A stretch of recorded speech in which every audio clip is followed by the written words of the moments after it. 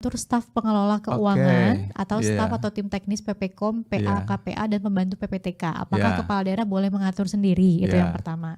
iya, Kemudian yang kedua, baik di Perpres 33 2020 maupun 75 2025, biaya penginapan perjadin dalam negeri berlaku pertanggungjawaban secara real atau at cost. iya, Dalam hal perjalanan dinas tidak menggunakan biaya penginapan, diberikan penginapan secara lamsam setinggi-tingginya 30% iya. dari tarif di kota tempat tujuan. Apakah bisa perjalanan dinas di luar kota provinsi yang menggunakan transport darat diberikan penginapan 30% mengingat pelaksanaan tugas menginap dalam perjalanan. Iya, Ini tidur menarik ini Pak. tidur di kereta gitu Iya, ya, kan dianggapnya menginap di menginap gitu ya. perjalanan Pak. Unik Gimana nih nih Pak? pertanyaannya. Ini Tapi menarik ini Pak, boleh Pak. ya, jadi Gimana Pak? mungkin Mungkin? yang pertama dulu ya Mbak. Mm. Yang pertama itu terkait honorarium di luar itu ya. Memang betul ini pertanyaan bahwa ada nomenklatur jabatan yang orangnya ada, fungsinya ada di daerah, tapi di Perpres tidak diatur. Oke. Nah ini saya harus menjawab secara clear dulu nih.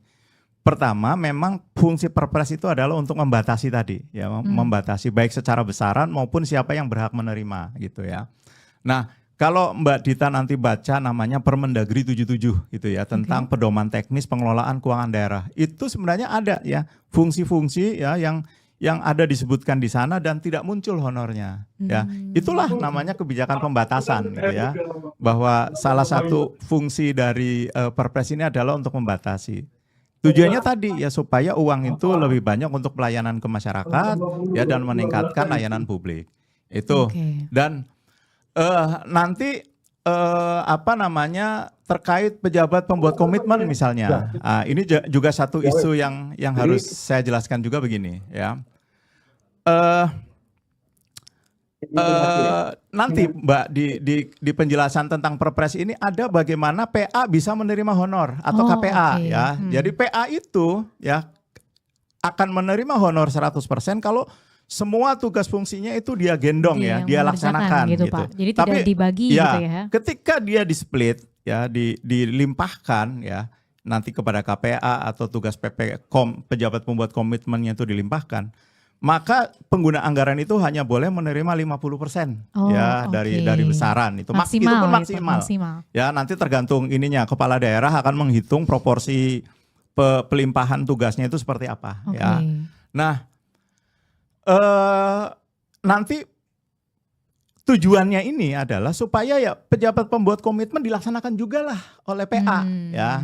Nah nanti bisa turun lagi ke KPA ya. KPA ini ada pengaturan honornya juga KPA di Perpres.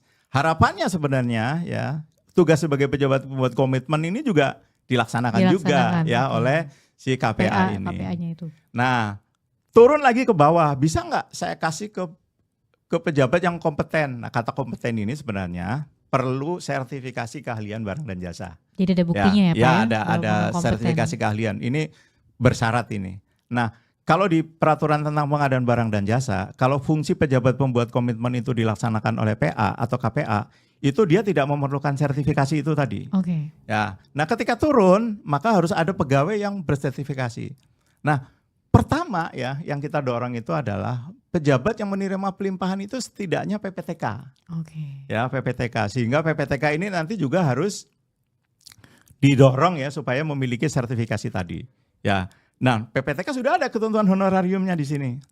Terakhir nih Mbak, ketika semua upaya itu tidak dilakukan, maka bisa kepada pejabat pembuat komitmen ya, pegawai yang memiliki kompetensi. Konsekuensinya Mbak, karena di Perpres dibatasi, orang ini nggak dapat honor. Ya dengan sedih hati saya mengatakan begitu. Ya, ini sebenarnya karena memang daerah punya pilihan sebenarnya. Akan diletakkan di mana itu fungsi PPKOM ini, gitu ya? Apakah kepada PA, KPA, atau PPTK? Iya, gitu jadi ya. mau dibaginya seperti apa? Atau gitu PPTK ya, ini juga dengan catatan ya, dia harus memiliki sertifikasi. Betul. Karena juga di peraturan pengadaan barang dan jasa itu.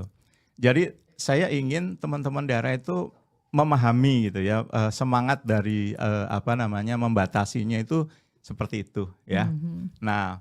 Walaupun mungkin ini bisa saja nanti ke depan kita akan evaluasi ya kira-kira bagaimana. Karena kalau ini jangan sampai salah persepsi juga nih Mbak teman-teman itu ya. Di pusat itu ada namanya pejabat pembuat komitmen. Di SBM itu ada honornya gitu ya. Nah jangan salah paham, di pusat bisa Pak. Di daerah ingat ada, gitu, Pak. Bahwa di daerah itu berbeda strukturnya gitu ya. kalau di pusat itu PA, KPA, PPK. Sudah nggak ada aktor lain gitu ya. Betul. Tetapi kalau di daerah itu ada PA, KPA, PPTK gitu ya. Iya. Nah sebenarnya kita paham Mbak, konseptor dari kebijakan pengelolaan keuangan daerah itu kenapa dipisah gitu ya. Karena sulit memang mencari Kompleks orang yang juga punya gitu ya, Pak, ya, berarti. kalau harus PPK menghilangkan jabatan PPTK akan susah ya ininya ya karena kendala sertifikasi itu tadi. Maka muncullah yang namanya PPTK itu. Ya harapannya itu nanti PPK bisa tetap oleh PA, KPA atau tadi ya orang yang memiliki sertifikasi. Ya tapi kebijakan yang perlu dalam jangka pendek segera ya didorong pegawai-pegawai yang akan diangkat sebagai PPTK itu memiliki sertifikasi tadi. Ya. Ini menarik Pak karena kompleks sekali ya Pak ya, untuk masalah pengelola keuangan daerah ini ya. Jadi tapi intinya di Perpres ini sudah dicoba untuk diatur sedemikian rupa gitu ya Pak, untuk mendorong tata kelola juga yang lebih baik gitu ya Pak ya, untuk setidaknya saat ini kebijakan yang ada di Perpres ini seperti sekarang ini. Jadi bisa dipelajari lagi Bapak Ibu ya, nanti silakan dibaca lebih